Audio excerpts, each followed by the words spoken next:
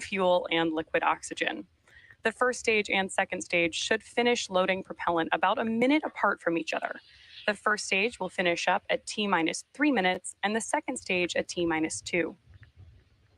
Now, those white clouds that you see around the vehicle are formed as the chilled gas above the LOX tank vents overboard to maintain pressure as needed.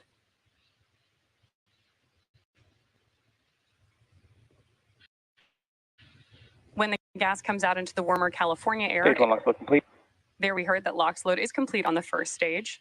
And again, when that LOX comes out into the warmer California air, it condenses the water in the air and forms those beautiful clouds that you can see around Falcon 9.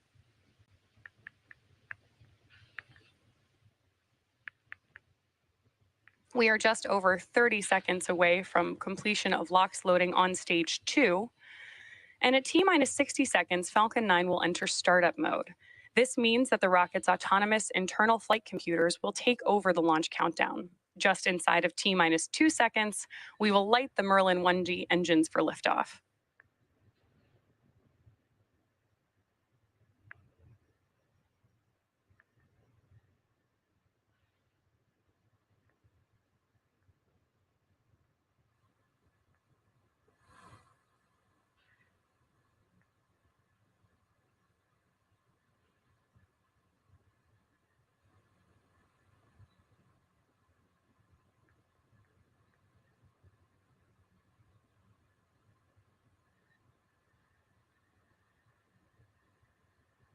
Stage 2 LOX load complete.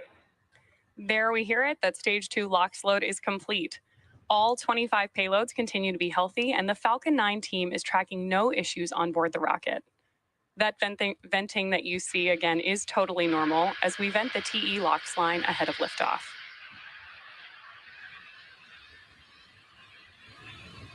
And as a reminder, at the request of some of our customers, we won't be showing any views of our payloads today. Live coverage will end after first stage landing and a successful shutdown of our MVAC engine's first burn.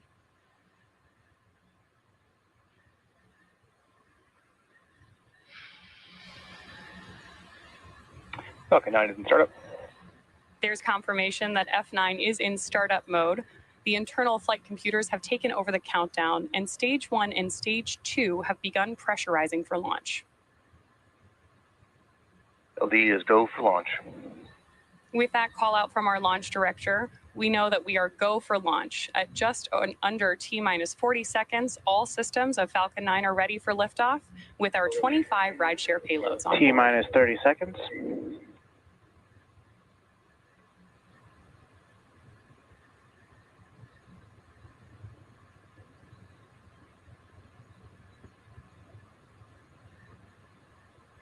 T-15 seconds. T-10, 9, 8, 7, 6, 5, 4, 3, 2, 1. Ignition. And 9, go Korea 425, go SpaceX.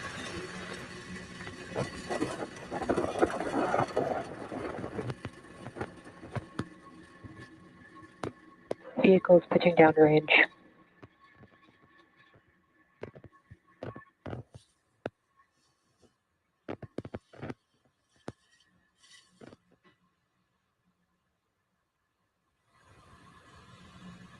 It is a beautiful day for launch, and Falcon 9 has successfully lifted off from Vandenberg Space Force Base with payloads for 6 of our rideshare customers on board: Korea, Space BD, CITAL, D-Orbit, York Space Systems, and Planet IQ.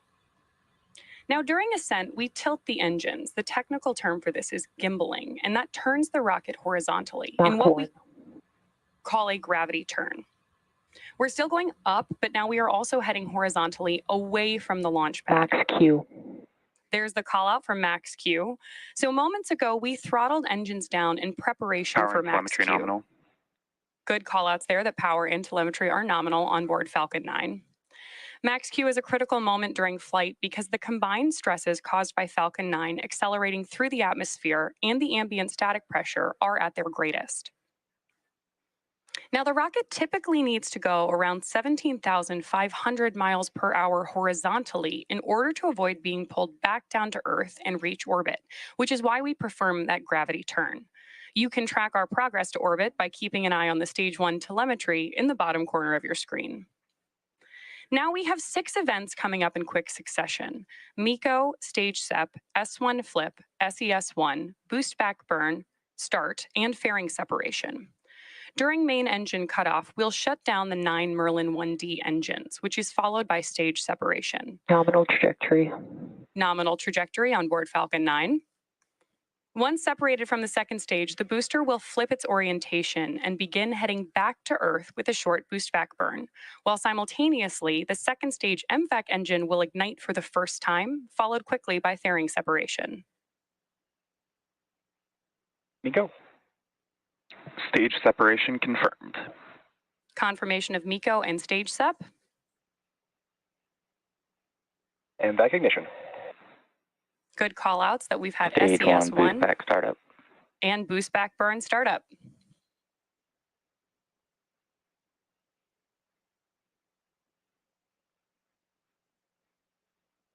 Fairing separation confirmed. So we've heard those call outs for those 6 events that happened back to back and got great views of several of them. That was MECO, Stage SEP, S1 Flip, SES1, Boostback Burn Start, and fairing separation. We will be attempting to retrieve those fairing halves again today once they fall back to Earth using our recovery vessel, Go Beyond.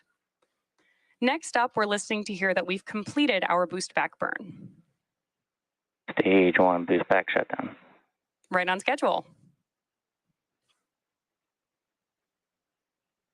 We are just about T plus 3 minutes and 28 seconds into today's mission, and the next critical milestone we're tracking is T plus 6 minutes and 42 seconds, when we expect to have some great views of the first stage's entry burn. For the entry burn, we relight 3 of the M1D Both vehicles engines. remain on a nominal trajectory. There we hear that Falcon 9 remains on a nominal trajectory. For the entry burn, first we will relight the center E9 engine, followed shortly after by E1 and E5, which slows down the vehicle as it passes back into the Earth's atmosphere. Great views on your screen right now of Stage 1 and those grid fins as the booster heads back to Earth. We relight those engines to slow down and reduce re-entry forces, which ultimately helps us recover and reuse the first stage. During the entry burn, Falcon 9 is decelerating by firing those Merlin engines, but we're still moving really fast. This causes the vehicle to fly through Merlin's exhaust gases, also called the rocket's plume. And this deposits a layer of soot on the vehicle's surface, which is why our flight-proven vehicles tend to look so toasty. That soot comes from the carbon-based fuel that Falcon 9 uses. Now, as a quick reminder, at the request of some of our customers, we won't be showing any views of our payloads today. Live coverage will end after the first stage landing and successful shutdown of MVAC's first burn. Just about a minute and a half until we expect to hear the call out that that entry burn has begun.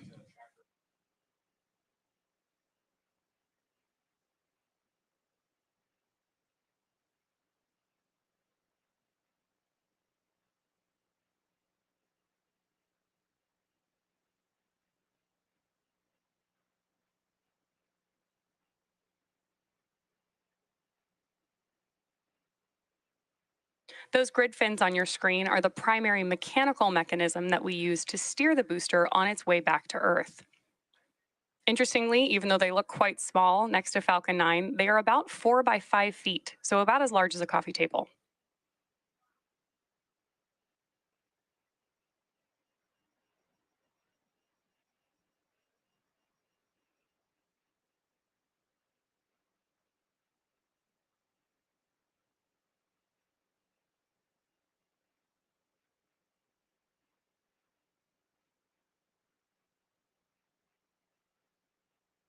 Of course, we reuse our boosters and fairings here at SpaceX because reusability is a key to lowering the cost of spaceflight, which enables more investments in critical scientific research.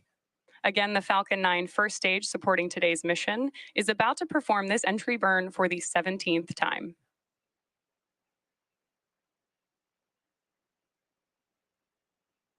Great views of the coast of California beginning to come onto your screen now.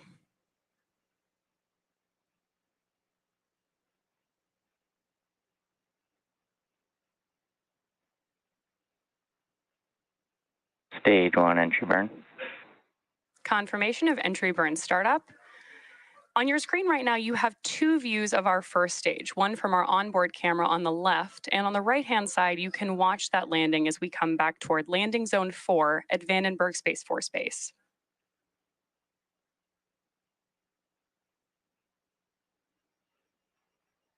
Stage 1 entry burn shutdown. Confirmation Stage 1 of entry FTS burn has end. saved.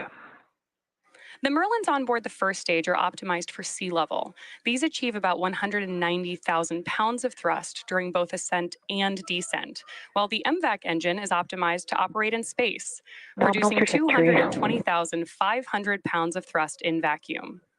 Coming up next, we'll shut down our MVAC engine on the second stage, followed quickly by our landing burn on the first stage. And as a reminder, we are targeting a land landing at landing zone 4 at Vandenberg Space Force Base today, which is just west of our launch pad. Stage 1 transonic. Stage 2 FTS has saved.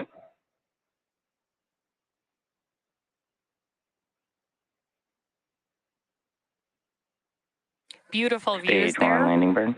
and confirmation that we have begun our landing burn.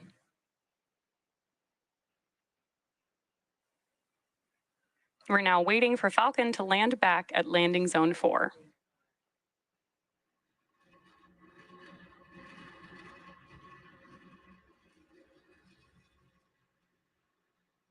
Stage 1 landing leg deploy.